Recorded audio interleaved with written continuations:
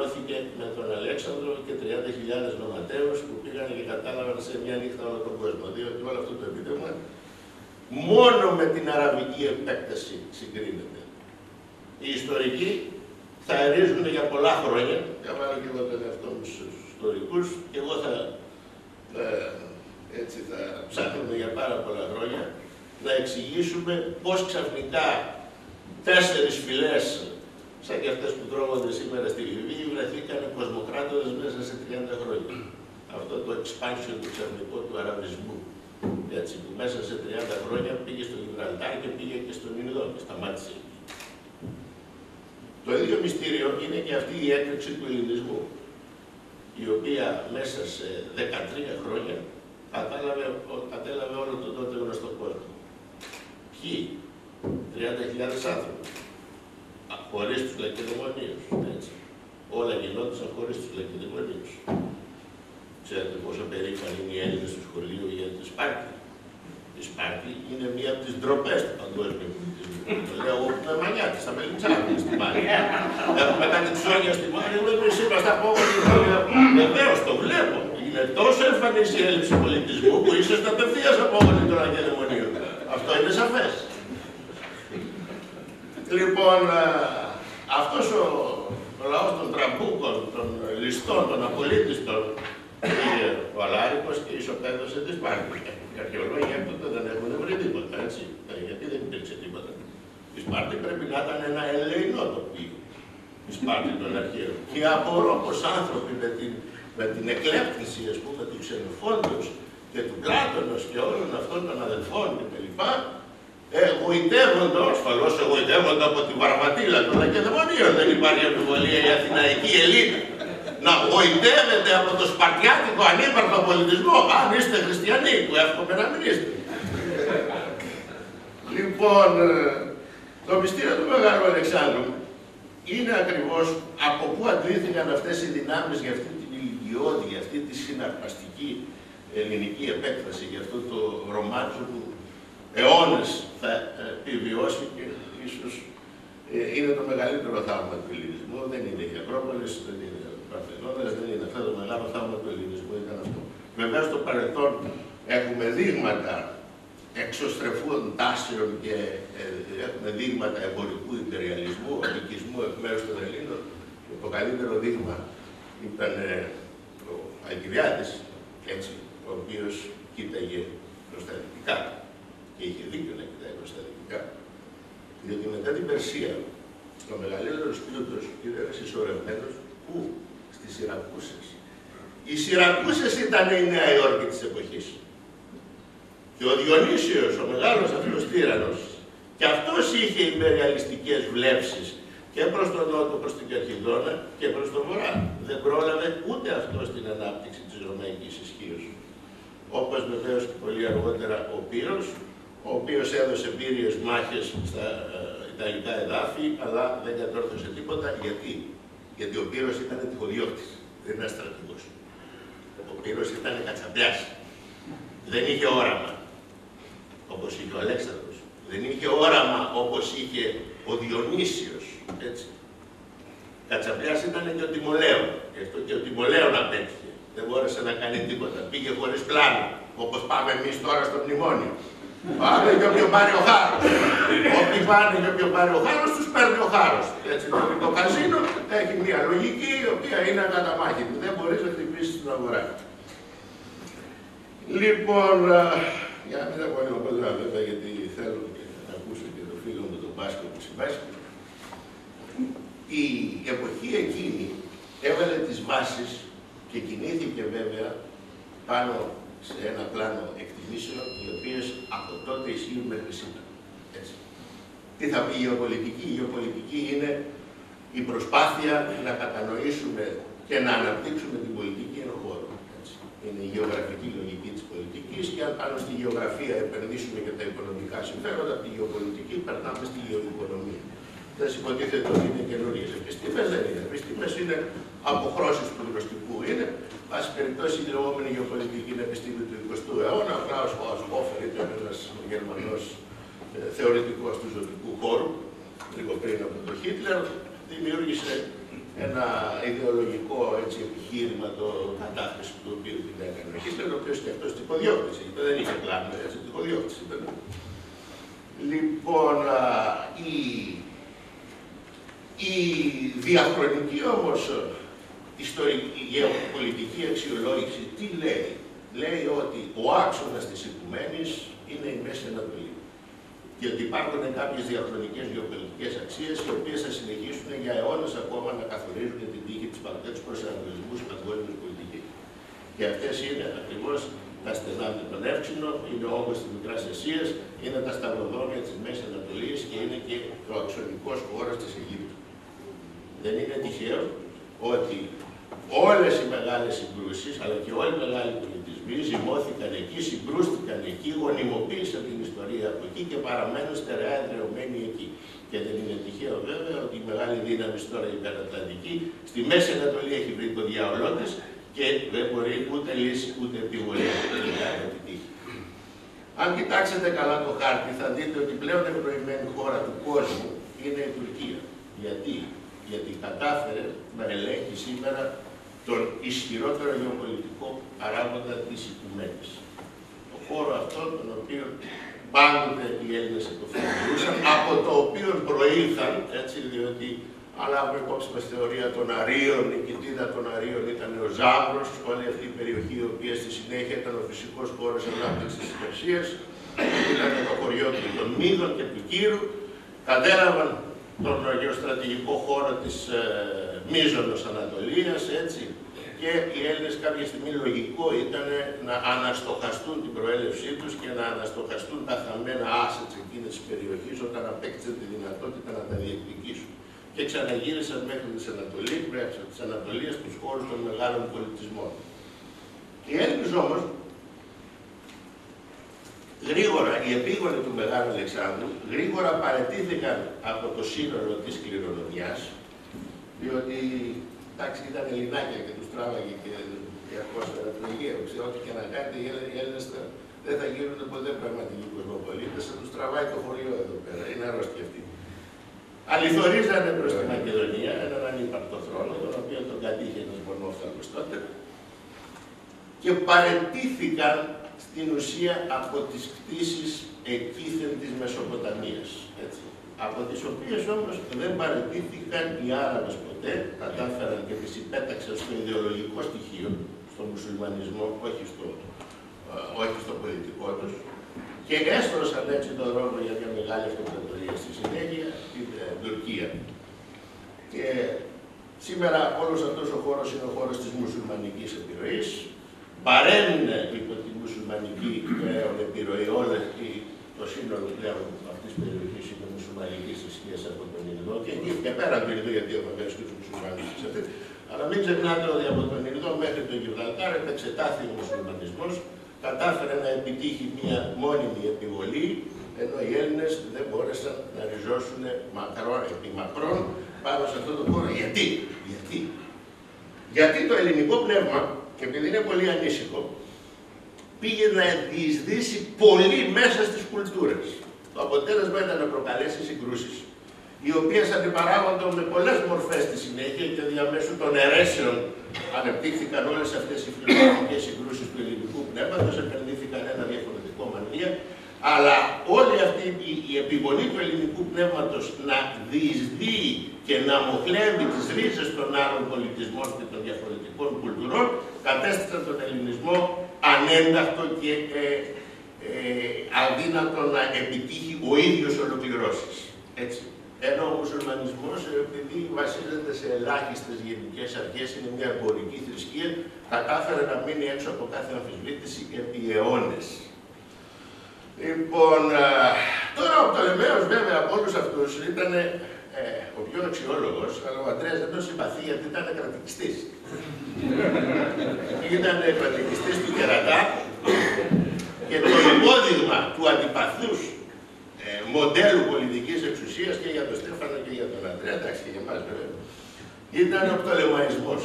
Αλλά βέβαια ήταν υποχρεωμένος ο Πτολεμαίος να υποδηθεί τον μονάρχη αυτού του τύπου, επειδή το επέβαλε η Αιγυπτιακή παράδοση και καλά έκανε και το έκανε και καλά. Έτσι, και το έκανε και καλά. και έγραψε μια μεγάλη σελίδα, ίσως ήταν η πιο δημιουργική σελίδα που έγραψαν οι επίγονοι του Μεγάλου Αλεξάνδρου, να είναι η ιστορία της Αιγύπτου, η οποία κάποια στιγμή παρέδωσε το ρελέ στη Ρωμαϊκή Αυτοκρατορία. Η Ρωμαϊκή Αυτοκρατορία, μην ξεχνάτε ότι την εκυβέρνησε σαν αυτόνομη πρεφεκτούρα, έτσι. Σεβάστηκε την αυτονομία, όπως τη σεβάστηκε και ο Πτολεμαίος, ενώ στις άλλες επαρχίες δεν σεβάστηκε καθόλου τα τοπικά έθνη, όπως και οι Έλληνες άλλοι.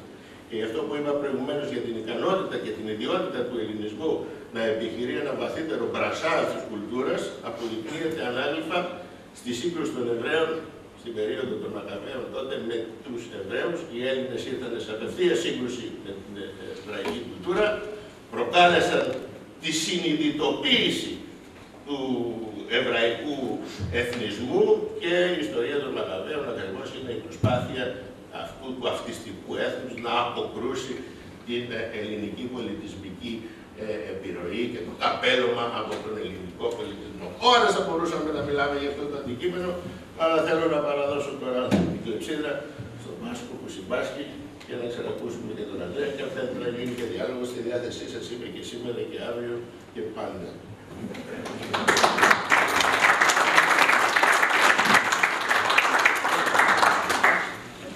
Ο Τάσος μίλησε για το ιστορικό πλαίσιο, ο Γιώργος για το τεχνικό πλαίσιο,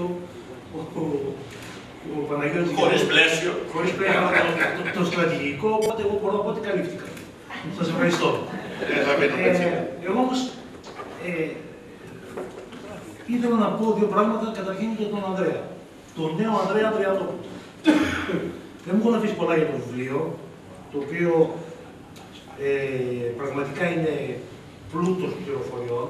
Είναι ένα ιστορικό βιβλίο με πολλή πληροφορία μέσα και πάρα πολλά ονόματα. Είναι τόσο πολύ επίκολη. Και στο οποίο μπορείς να δεις διάφορα πράγματα σημερινά, όπως για παράδειγμα ένα πράγμα που με ενθουσίασε, επειδή είναι και της δουλειάς μου, γράφει ο Ανδρέας, δεν είναι τυχαίο ότι και ο άλλος μεγάλος ρήτορας των Αθηνών, ο Ισοκράτης, είχε καταδικάσει τον εαυτό του σε αυτοκτονία όταν πληροφορήθηκε την ήττα των Αθηναίων τους Μακεδόνιες στη μάχη της Χερόνιας. Παρέμεινε πεισματικά για ένα μεγάλο διάστημα, δίχως τροφή, ώσπου πέθανε. Όσον αφορά το ρήτορα Δημάδη, ήταν αμφιλεγόμενη προσωπικότητα. Ήταν εξίσου πρικισμένος ρήτορας με τον αντίπαλό του Δημοσθένη, αλλά ως δημόσιος άνδρας ήταν υπέρμαχος των μακεδονικών επιδιώξεων στην εκκλησία του Δήμου, με το αζημίωτο όμως. Εδώ μπαίνουν στα δικά μας. Όλοι στην Αθήνα γνώριζαν τις καλές του σχέσεις με την αυλή της Πέλλας, αλλά και το γεγονός ότι λάμβανε συχνά χρήματα από τους Μακεδόνες για να υποστηρίζει τις απόψεις του. Το βλέπετε αυτό κάθε βράδυ στις 8. Κατά καιρούς όμως, και έχει πιο ενδιαφέρον γιατί βλέπετε και τα άλλο των 8. Κατά καιρούς όμως, όταν, όπως ισχυριζόταν η αντίπαλή του, η χρηματοδότηση διεκόπτετο, δεν δυσκολευόταν να τους κατακρίνει και να τους επιτίθεται εναντίον τους. Βλέπετε την αντίθεση για το μνημόνιο που υπάρχει πολλά μέσα από τις κρατημένες. Έτσι είχε στείλει μια επιστολή στον Αλέξανδρο του Βαβυλώνα, στην οποία καταφερόταν κατά του αντίπατου κτλ. Το μόνο πρόβλημα, πριν περάσουμε στον Ανδρέα, το μόνο πρόβλημα που έχω από το βιβλίο είναι ότι έχει πολλούς στρατηγούς και καθόλου κοινωνία. Με την έννοια πια ότι είναι τόσο πλούσιο σε πληροφορία για τις κινήσεις των στρατηγών, το γεωπολιτικό παιχνίδι, αλλά λείπει εντελώς το τι ήταν οι υπόλοιποι, σε ποιο πλαίσιο λειτουργούσαν αυτό. Αυτό ίσως να έχει να κάνει με την οφειλελεύθερη παράδοση του Ανδρέα που λέει ότι η κοινωνία δεν υπάρχει, υπάρχουν γυναίκες, παιδιά και στρατηγοί. Αλλά δεν υπάρχουν και πληροφορία. Ίσως να είναι αυτό, αλλά πραγματικά λείπει. Δηλαδή αυτό που διαβάζει κάποιος στο βιβλίο είναι ότι βλέπει μια μεγάλη σκακέρα και την παρακολουθεί τις κινήσεις πώς σε ένα συναρπαστικό παίγνιο, και με μια συναρπαστική γραφή όπως κάνει πάντα ο Ανδρέας Ανδριανόπουλος, αλλά του λείπει η εικόνα γύρω. Πώς κοιτάει τη σκακέρα και τις κινήσεις. Τώρα, για τον νέο Ανδρέα Ανδριανόπουλο. Ο Ρόναλντ Ρέγκαν είχε πει ότι η πολιτική είναι πολύ ωραία δουλειά, αν επιτύχεις, βγάζεις πολλά λεφτά και θα έχεις πολλές απολαβές. Αν αποτύχεις, μπορείς να γράψεις και ένα βιβλίο. Ο Ανδρέας απέτυχε στην πολιτική με την έννοια πια, ο θελός είναι εκτός. Έτσι. Για την πολιτική και δι για την ελληνική πολιτική, αυτό θεωρείται αποτυχία, έτσι, είναι εκτός. Το ερώτημα όμως που είχαμε και μαζί με τον Σταύρο είναι γιατί αυτό το βιβλίο. Και ίσως στη δευτερολογία του να μας απαντήσει ο Ανδρέας. Ενώ θα περιμέναμε, γιατί έχω και παλιότερα βιβλία, έτσι, και πολλοί από εμάς μάθαμε φιλελευθερισμό και φιλελεύθερα, την ιδεολογία και όλα αυτά τα ρέματα, το μάθαμε από τα βιβλία του Ανδρέα Δεδαμιλιανόπουλου. Από εκεί ξεκινήσαμε. Και πραγματικά είναι ερώτημα για όλους τους φίλους μας, γιατί γράφει ιστορικά βιβλία και δεν έχει γράψει, ας πούμε, τα τελευταία χρόνια κάτι για την μετεξέλιξη του φιλελευθερισμού. Έχουμε μια κρίση η οποία συζητιέται πάρα πολύ και ο Ανδρέας απουσιάζει. Δεν ξέρω αν αυτό οφείλεται διότι έχει μετακινηθεί, εάν θεωρεί ότι το 2008 είναι κάτι σαν το 89 του καπιταλισμού, και στο οποίο θα ήθελα κάποια στιγμή να κουβεντιάζουμε τον Ανδρέα, αλλά πραγματικά σε αυτή την εποχή που ζούμε, σε μια εποχή που όπως έγραφα παλιά σε ένα άρθρο μου, έχει καταρρεύσει το κυρίαρχο ιδεολογικό μοντέλο της χώρας, το ιδεολογικό παράδειγμα της χώρας που ήταν ο κρατισμός, αυτός ο άφθονος κρατισμός, και όλο το σύστημα, τα μέσα μαζικής ενημέρωσης, η πολιτική, οι άνθρωποι που σκέφτονται, οι άνθρωποι που γράφουν, πασχίζουν να φτιάξουν ένα καινούριο μοντέλο, μια καινούρια θεωρία για τα πράγματα. Διότι η προηγούμενη θεωρία, έτσι, με όλα τα στραβά της, τουλάχιστον εξηγούσε τον κόσμο. Καταλαβαίναμε πώς λειτουργούν τα πράγματα. Έστω στρεβλά, αλλά καταλαβαίναμε, όπως και με τον Αριστοτέλη καταλαβαίνεις πώς λειτουργούν τα πράγματα, αλλά τα καταλαβαίνεις στραβά. Τώρα αυτή τη στιγμή νομίζω ότι η ελληνική κοινωνία βρίσκεται σε μια παράκρουση κατ' ουσίαν, διότι μαζί με την κρίση της λείπει και η θεωρία να εξηγήσει και την κρίση και τον κόσμο. Και το ερώτημα στον Ανδρέα που θα ήθελα να το απαντήσει είναι γιατί αυτά τα βιβλία και δεν γράφει κάτι για να μας φωτίσει πάλι δεύτερα. Σας ευχαριστώ.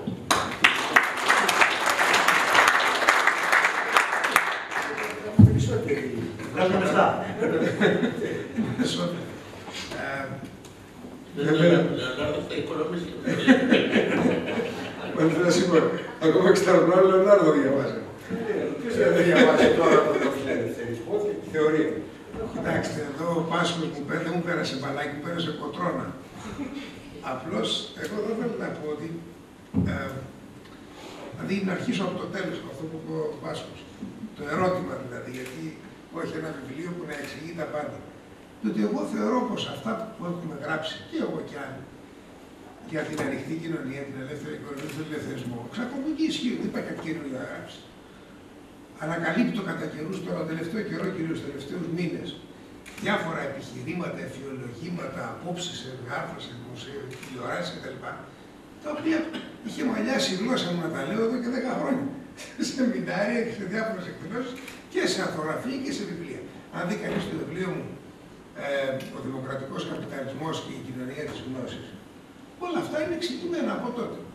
Δηλαδή, να γράψεις τι, να πεις πάλι τα ίδια ή να εξηγήσεις στους Έλληνες τι σημαίνει να καταργηθεί αυτό το τέρας του κρατισμού για να έχεις πραγματικά ανοιχτή και ελεύθερη κοινωνία και ποιες είναι οι προοπτικές.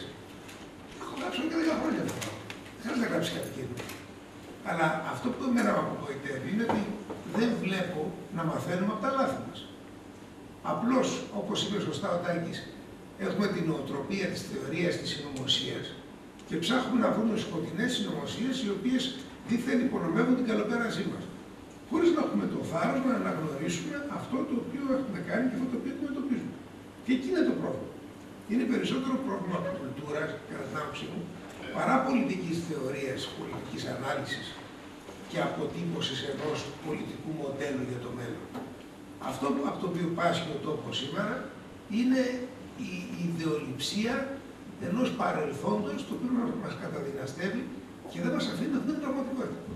Κάθε μέρα ακούω νέες θεωρίες που μου στείλε προχθές ένας φίλος αγραγός στα ψωλό. Ένα κείμενο κάποιου, ο οποίος αποδεικνύει, λέει με τους περίεργους τρόπους, ότι όλα αυτά που γίνονται είναι σχεδιασμοί των Αμερικανών, οι οποίοι φοβόντουσαν πως η Ελλάδα για υπεραναπτυχθεί λίγο και ψάξει να βρει τρόπο, λέει, για να δυναστεύσει. Και λέω, ρε παιδιά, ένα ερώτημα σε αυτό που θα το έγραφε θα έκανα. Μα η Ελλάδα δεν είναι αναπτυχθεί με λεφτά των Αμερικανών στις δεκαετίες του 50. Δηλαδή, μας δώσαν λεφτά να αναπτυχθούμε, ώστε μετά να ψάχνουν να βρουν τρόπους να μας υπονομεύσουν. Δηλαδή, ανοησίες.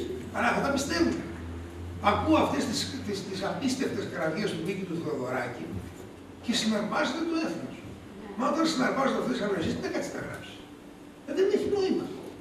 αισθάνομαι ότι δηλαδή είμαστε στο χείλος του γκρεμού και απλώς αντί να στρίψουμε, πατάμε γκάζι, απλώς το έχουμε ακόμα στο νεκρό. Ή έχουμε βάλει ταχύτητα, απλώς δεν έχουμε αφήσει ακόμα το συμπλέκτη. Και πάμε κατευθείαν φούντο. Δηλαδή δεν είναι, τι να εξηγήσει, ότι είναι γκρεμό του μπροστά σου, δεν τον βλέπουμε, στραβή, δεν τον βλέπουμε. Αλλά υπάρχει μια περίεργη ιδεολειψία. Να, σήμερα πριν έρθουμε εδώ, πριν από μισό, μιλάγα με ένα φίλο μου, ο οποίος είναι τραπεζίτης στο Λονδίνο. Και μου έλεγε ότι όλοι έξω θεωρούν πως στην Ελλάδα η κυβέρνηση έχει σηκώσει τα χέρια, έχει καταλήψει τα όπλα. Και δεν γίνεται πλέον τίποτα. Και εδώ όλοι μιλάνε για αποτυχία του μνημονίου, ξέρω εγώ, και τα λέγαμε, θα καταρρεύσουμε, δεν θα παίρνει το μνημόνιο και δεν κάνω ένα απλό ερώτημα. Ρε παιδιά, τι έχει εφαρμοστεί αυτό? Απλά πράγματα. Τον περασμένο Νοέμβριο, αν θυμάσαι, η Τρόικα έκανε μια press conference και έθεσε τους όρους για να μας δώσει την έτοιμη δόση. Ποιος από τους όρους αυτούς έχει εκπληρωθεί? Κανένας. Μας δώσαν την έτοιμη δόση. Για δικούς τους λόγους. Εφήκαμε και το καλαμπούρι του 50 δισεκατομμυρίων που υποτίθεται εκποίηση δημόσιας περιουσίας για να ρίξουν τις τάξεις των αγορών.